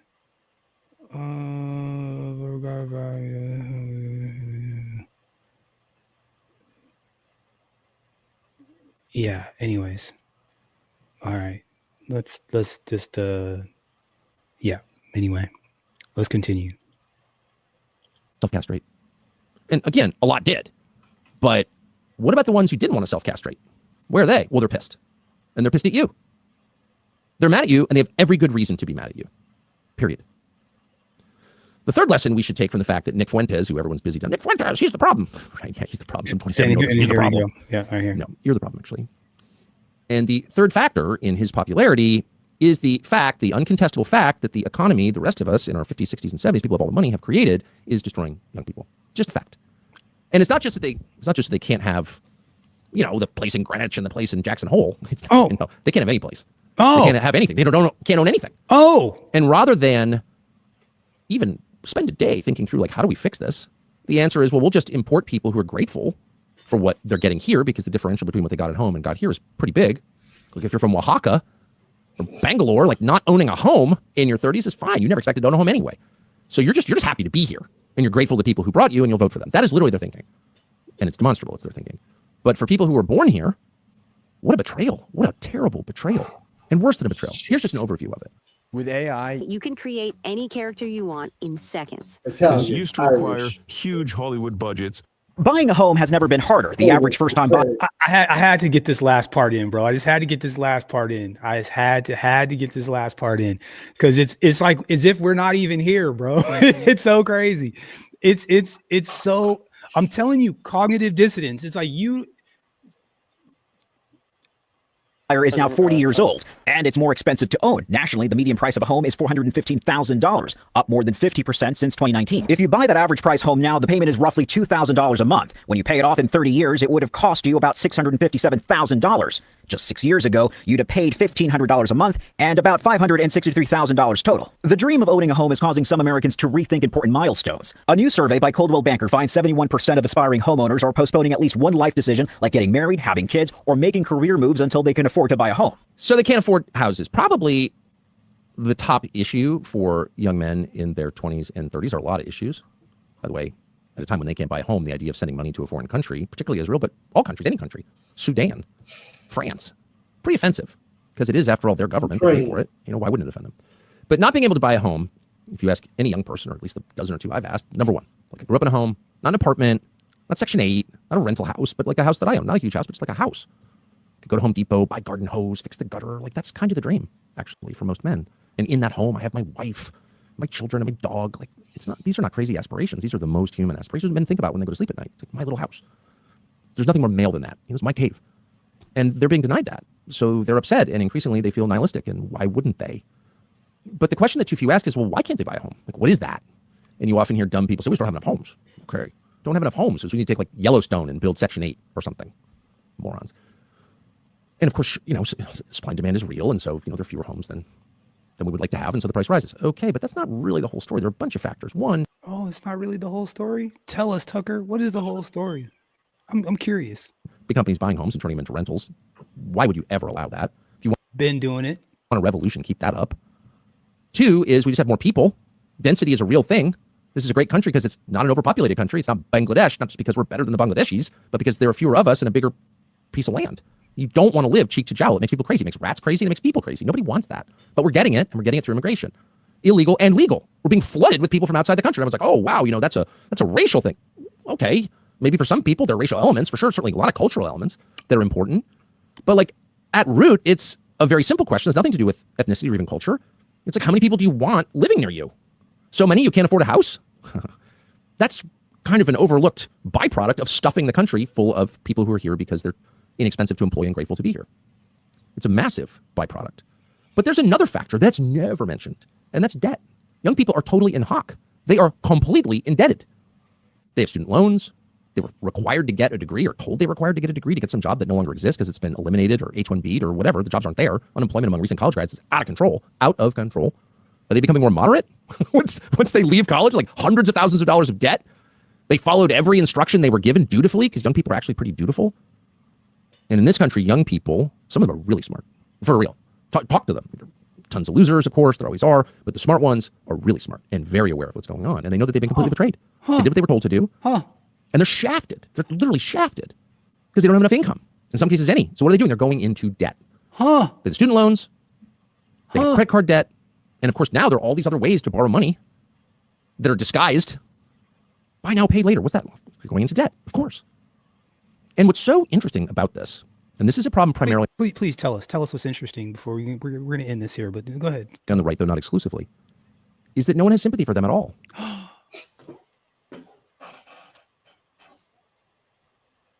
Wait, hold on. I missed that. That. And this is a problem primarily on the right, though not exclusively, is that no one has sympathy for them at all. Conservatives, you hate to say this out loud, but it's true. Conservatives have been trained to blame the borrower, not the lender. It's like a feature of the mindset. Well, you took the loan, you got to pay it back. It's your moral duty to pay it back. Pay back what you owe. Don't be a deadbeat. Okay, fine, get it, like it. But is it really that simple? No, it's not. Because the relationship between borrower and lender is inherently symbiotic. One cannot exist without the other. What other relationship is like that? That's a very good question. What other relationship is like that? That's a really great question. Yeah, like I said, he's speaking the truth. Yes, my point is that Black people have been dealing with this particular problem since, I don't know, Freedmen's Bank, the very first bank to go belly up in this country, the very first bank to go that went belly up during Reconstruction, after slavery. So Black folks whose first time they were able to actually earn money and put it in a bank lost it because of this exact practice. Sharecroppers were sharecropping for tens of years, basically being treated as though it was a loan, a leasing property, leasing farmland. They've been fleecing us from the beginning. Oh, but now it's a problem. Okay, bet. Fraught, sad, diseased relationship is like that. Well, addict and pusher. What? Hold on. Listen how he described it. Whether fraught, sad, diseased relationship is like that. Diseased relationship. Yeah. Yes, Tucker. Yes. He just didn't know he was talking about us. Well, addict and pusher. Of course. You can't be a drug addict unless someone sells you drugs. How did those drugs get in our community, Broken Blade? Was Cleophas out there growing the coca leaves and growing the Afghan Kush or whatever the hell was it Black folks that was shipping that stuff into the country, processing it? No, it was Reagan administration. Gotcha. Reagan, done by the Obama. It was happening.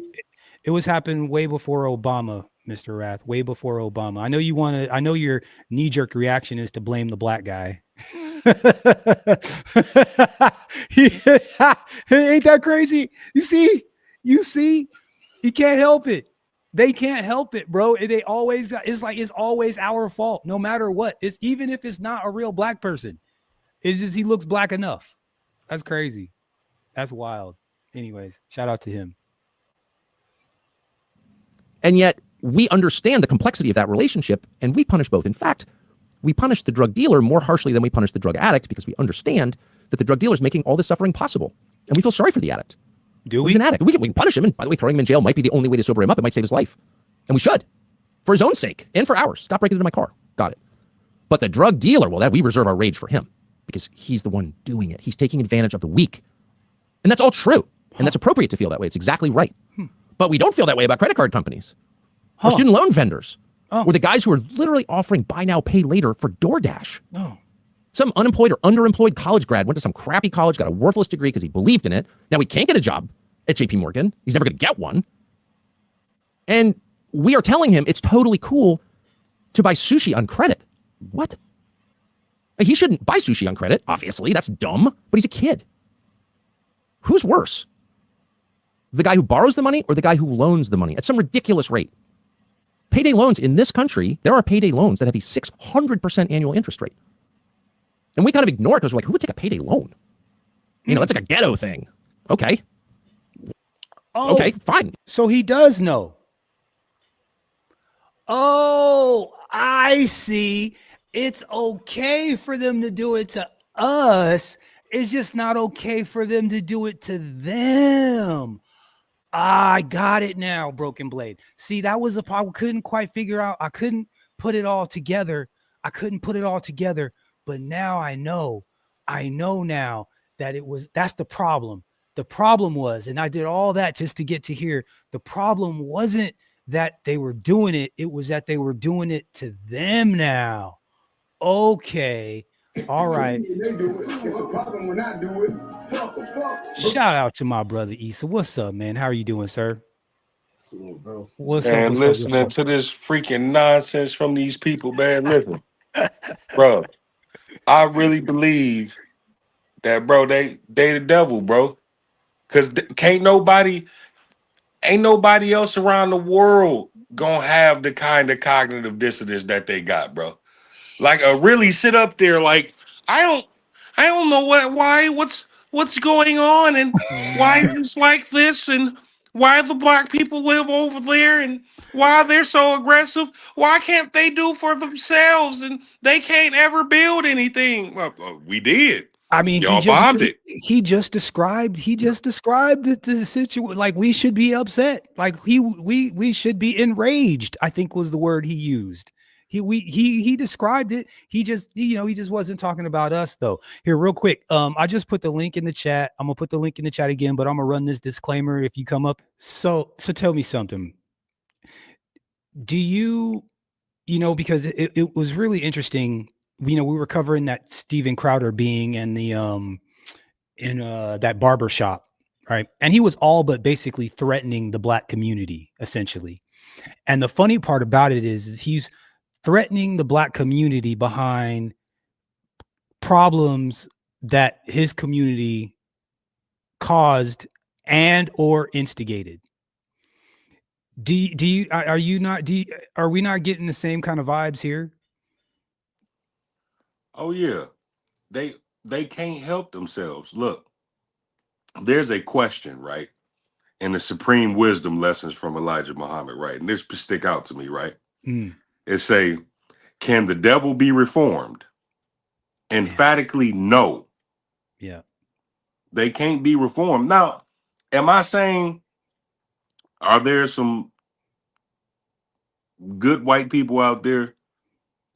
Yeah, there's some all right white folks out there. But here's the caveat though. For every white folk that you say, oh man, they all right, they cool, man. Just bring up reparations to them. And usually 99.9% of the time that killed the whole argument. I was showing my guy that one day, right? I was working a job. It was a couple of years ago in the restaurant. And he tried to tell me, he like, man, we just gonna call this guy the owner Sean, not his real name, but we gonna Did use he that. look like that? Yeah, You said similar. You said A little bit reparations. fatter, but similar. You said reparations, and that's the look he gave you. Like, I mean, who's gonna pay for that? No. So he like, man, no, man, he cool, man. See, man, that stuff old, man. You need to get up off of that. Woo. I said, okay, I'm finna prove to you right now, right? So he came in one day. I said, hey, man, Sean, what you think about reparations? You know what the first thing he said? Huh. Not out my tax dollars. Yeah, that sounds about right.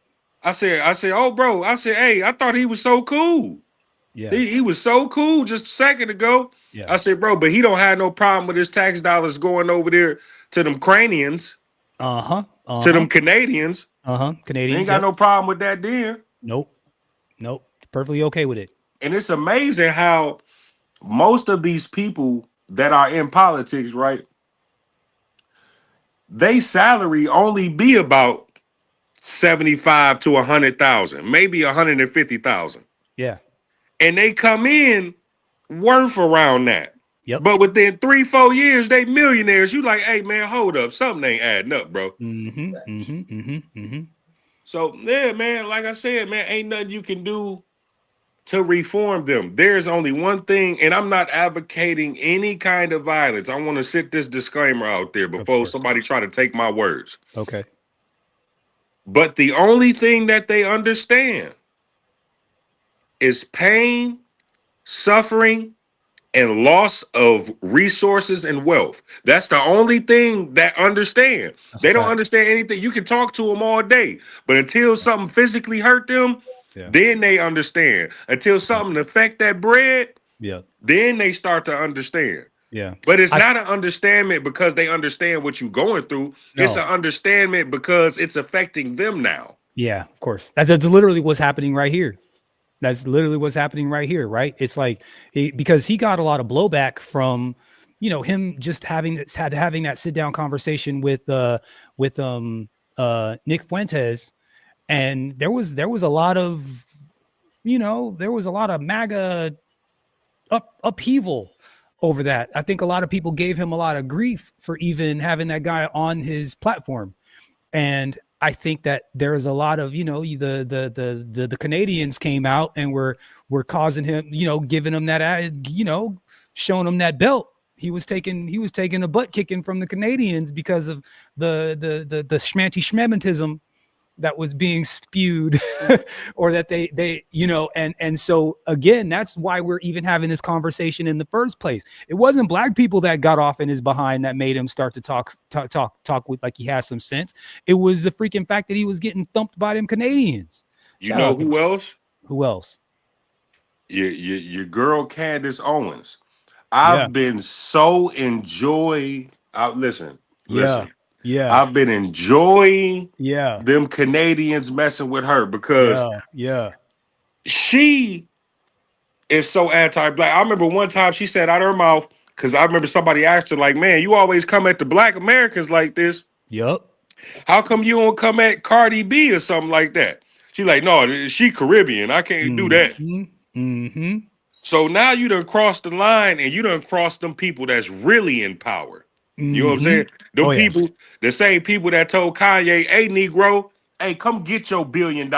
We don't even want it in the bank. You got 24 hours to come get it, or we'll mail it to you in pallets. Yep. Facts. You know what I'm saying? Yep. So now she's going through that. No, don't come back over to this side. Don't come back over to this side. Stay over there. And now white folks, not to take up the time, but white folks now have become second-class citizens to them Canadians. Them Canadians rule all to the point where if you cross them, they will make you go bye-bye. Make you go bye-bye. Turn your money off. Turn you lose your job. You won't get admitted into college. They'll get you booted out of college. You know what your boy really got assassinated for? Your boy JFK.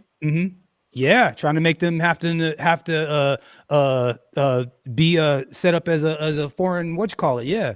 And also he said that they could not have nuclear weapons. Yeah. And they was like, "Oh yeah, check this out." Yeah. Pop, bang, bang, boom, pow. Yeah. What's up, Braxton? How are you doing, sir? What's up, y'all? What's good, up? gentlemen? Evening. Good evening. Good evening. Good evening. Hey, Braxton, you hurt my feelings, brother. How? Cause brother Braxton gonna talk about some. Hey, I don't know you, sir. I said, "Oh yeah." He like, "I've been up here for years." I said, "Oh yeah, you don't remember me? Oh, my feelings hurt. I only got about 2 of them, and you hurt both of them." Oh. Oh well, it wasn't intentional, but that's my bad. I know, bro. I'm just Braxton giving you crazy. some stuff, bro. Hey, Braxton crazy. Yeah, I know. Yeah, I know. So, But now I think I might kind of. Hold on. Was you on the panel for Halloween last month? Yeah, he was here. Okay. All right. Now I remember you. So yes. Yeah. So that's my apologies. And way back too, back in the earlier a couple years ago days. He was back here all the time. But let's see, Jay got assassinated for bringing up a conspiracy. Yeah. Well, anyways, all I'm saying is I think it was just fascinating to hear because it's just again, they always say that the people that like to deny that there's a thing called systemic racism or there is a system that enforces racism, these people that will deny these things, but then sit here and describe that exact thing when it's being employed against them. I mean, to the T. I've heard between him and this guy Tim Pool, they have explained systemic racism better than any black person I've ever heard. You know what I'm saying? I'm like, this is crazy. They really got it down. Shit, I should have been taking notes. It's fascinating because I mean, again, I listen to what these people say just because I want to hear what their excuses are. I want to hear what the arguments are, so on and so forth. Right. And just to hear out of their mouths, you know, what are the excuses they're using? What are the justifications for their behavior that they're using? You know, because we inevitably are going to hear it at the ground level some other time because some idiot is listening to him and he's like, okay, well, Tucker said, you know, so I got to hear what this guy said. And I literally fell out of my chair when I heard what this fool was saying. Braxton, have you ever seen a situation where have you been alive long enough to see white folks kind of going after each other like this? Well, okay. Well, since you asked me that question, well, age-wise, I'll be 32 this Sunday. Okay. So happy early birthday. Happy early birthday. Thank you. Appreciate it. Yeah, and now I have not been in existence for that long a time, but I got a little good minute on me, you know, but I'm still a young guy. But so far in my 31 years, yes, I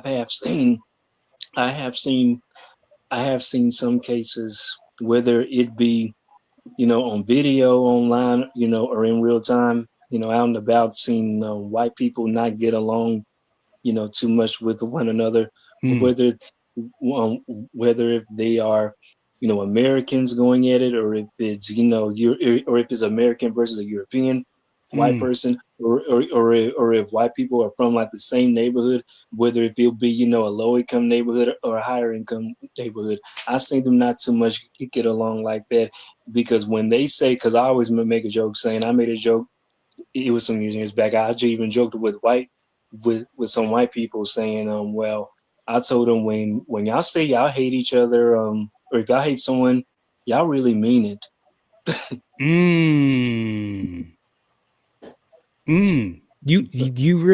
That makes a lot of sense.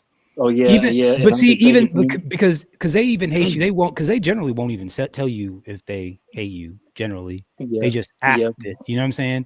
If they actually say it to your face, and yeah, you're probably right. Yes. And if I'm not mistaken, George Bush's father was the creator of the CIA, and I believe they had a lot of connections with a bunch of Canadians and such, and they did a lot of shenanigans in Europe in the 30s, 40s, and 50s. In fact, I believe the Small Mustache Man, they actually helped bankroll his the WW2. Yes. So Prescott Bush, I think that's his name, Prescott Bush. Yeah. So I think the majority of their money, I believe they tried to say, or I believe they act as though it was oil where they got their money from, but I believe that they got their money from selling arms to the Germans, to the Yahtzees. If I whatever. But anyways, I thought that was I thought that was crazy. Tell them look that up. Yeah. That was full of conspiracy theory. They'll look it up, but they're in hell, man. Yeah, man. Well, that's why I think that it's now it all makes sense as to why we're trying to fight the Ruskies so hard right now. It's because in our DNA is actually Yahtzee people. Yeah. Like for real. Crazy, like the man. real ones. You were gonna say something? No, I was just saying that if you ever notice, even in their history, when either the melanated people are not involved or are nowhere around, they turn on each other. Mm-hmm. In their history, in the past, before they really got to travel in the world, all of those Euro states were doing each other in bogus. Yeah. You know what I'm saying? It wasn't until they got to traveling and they realized, hey, we a minority. Yeah. We need to stick together because everything else on the planet got some color to it. Yeah. And we can exploit them. Go ahead, Braxton. Were you gonna say something? Go ahead. Yeah, and also Alvin, that awesome video from Tanya TKO I was telling you last night. I put the link right here in the back chat, and so if you do have time tonight to play in your stream, cool. And if not, you can play it again in your next stream. Okay. And yeah, and to you, Izza, to make you feel better, if you was here, I'll be sharing this with you. If anybody want to know what I'm munching on right now, is these Pringles. Which ones are those? So is that sour This cream? is this is the cheddar sour cream and onion. Cheddar, sour cream, and onion. Okay. I bet your breath is humming. Yes. That's okay. Well, somewhat, because I got water to cut it with. So Okay. Here, look, we might, because I don't want to take this too long, and I want to get this bad boy under 2 hours, and we're right on the money. So I think what I'm gonna do is I'm gonna let's hear what this now, man. She stopped wearing the wig, huh? I don't know. Good for her. Well, no, because she was always talking smack, and she look at that forehead. Goddamn. Okay. But these wigs be messing girls' hair up, dog. The wigs be messing their hair up. It's some messed up stuff. But let's hear what Miss Tanya TKO got to say, and we're gonna probably end it on this. Let's Y'all hear. are going to love this. Is there? Do you gotta? Does she start off hot, or should I go a little bit further? She comes in hot under like 4 or 5 seconds. It's quick. Okay. She comes in quick. Let's see what she got to say here. Oh, all right. Hello, Knockouts. Tanya TKO here, and I'm in the middle of editing a video right now, but I just wanted to come out and make this video real quick. You know how you're multitasking and your brain is just rotating around and around on an idea.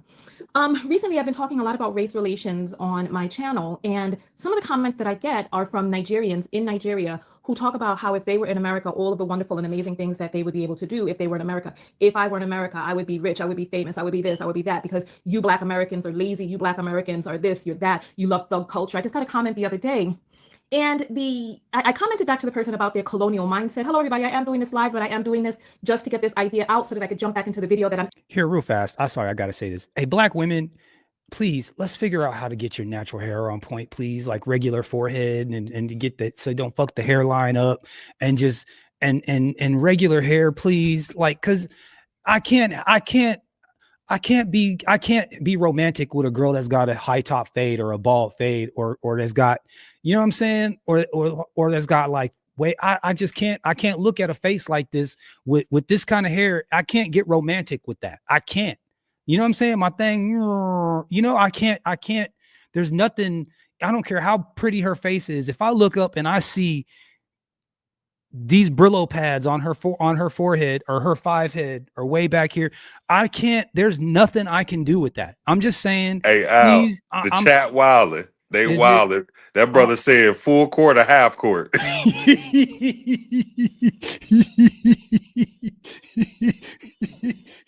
Oh, Jesus Christ. Come on, man. Thank you, Jesus. I'm just saying, God, black women, please. Okay, sorry. I just had to put that out there. Editing because, listen, it's another day, another Karen. So I'm constantly having to battle Caucasians on one hand, and then now I have to battle Africans on the other. And you all know, listen, I love my Nigerian people. I am genetically Nigerian and Ghanaian. I just spent dirty December and just won't go home January in Ghana and Nigeria. And there's a pervasive thought that I continue to see over and over and over again.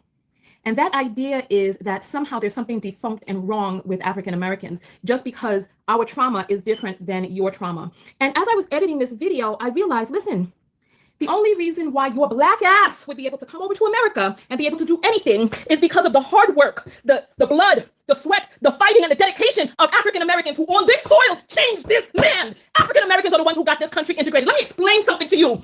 White people in this country did not give us anything. We have had to take. And this is why you see what is going on in the news and the media right now. We took in the 1960s what it is that we had. We took their lynchings, their terrorizing, their burning down of our neighborhoods, and we continue to rebuild and revisit and retwist and re-rise up what it is that we have done in this country. And the only reason why anybody can bring their black ass over here for another mother effing country is because of what black Americans have done on this land. And I'm saying this as a person who's bicultural, whose father is not American, doggone it. My father is an immigrant, and he was able to come over to this country and do something in this country because of the black people who fought, who died, who bled, who were lynched on this land. So don't sit your black ass over there in some other goddamn country talking about what you would do in America. The only reason why your black ass can even get the F over here is because of what we have done. Doggone it. Listen to what it is that I'm saying. The reason why people are able to get onto the radios in America is because of what black Americans have done. The culture that we have created with nothing. Nothing. We have been given nothing. Everything that we have in this country, we have because we have taken. Listen to what it is that I'm saying. So don't sit your black ass over there in your country when you're not doing what you need to do with your government. If anything, you should feel inspired by African Americans. Inspired to pick up your picket sign and take your ass off your seat and go out there in the streets and protest in your damn land. Listen to what it is that I'm saying, because I was over there in Nigeria.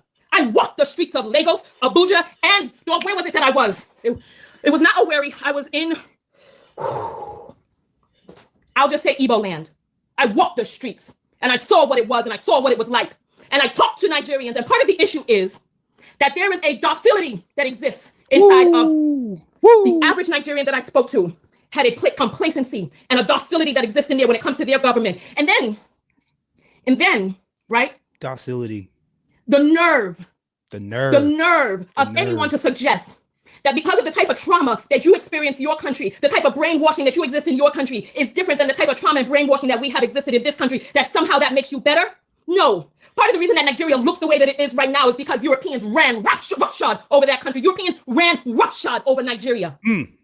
Took down your symbols and put up their own, implanted you with their religion. Had you worshiping white skin. Oh, shit. And then after they sucked and siphoned from the country enough, then they started implanting the leaders that they wanted who would fulfill their white supremacist agenda. And so now you have government officials who don't give a good goddamn about the average Nigerian, because they take their money and they put their money abroad and they leave you there without lights 24 hours a goddamn day. Meanwhile, they got lights. I've been to Banana Island. I see what rich Nigerians live like. Speaking of which, if I were to come to Nigeria with my American mindset, I would be rich in Nigeria, because I'm not from Nigeria and I don't have the same type of indoctrination that Nigerians have. So when you start trying to say that you will come over to America and do all this and bravo, because you've been trained in a different way. If I went to Nigeria, listen, I was in Nigeria 3 weeks before I made it over to Banana Island. And when I spoke to one of my Nigerian friends, I didn't realize how difficult of a thing that is for the average Nigerian. So don't sit there and start talking about how you would do so much different. If anything, this is the time right now that we need to come together. Instead of being in your colonial programming and mindset, instead of that, release those shackles. Release those shackles and realize that what African Americans are doing and have done in this country is remarkable. It is revolutionary. We have changed this world, goddammit, because if it wasn't for African Americans, black people would still be in the goddamn zoo. Listen to what it is that I'm saying. Listen. I'm gonna go on ahead and in that right there. I want to thank all of you guys for coming and hanging out. I really truly appreciate it. I got to keep this bad boy up under 2 hours. Thank you, Braxton. Thank you, Issa, Broken Blade, my brother, everyone in the chat. Thank you guys so much for coming through. I truly, truly, truly appreciate you. And we're gonna catch you guys on the next one. We out. Peace.